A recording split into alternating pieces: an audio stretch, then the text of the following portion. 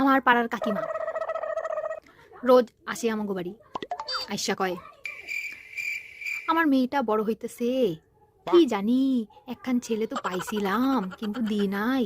কি কও তো, ছেলেটা না একা, সবই আছে, পয়সা করি, আবার 4 চাক্কা গাড়িও আছে, কিন্তু অনেকটা দূর, তাই জন্য না আমরা রাজি না।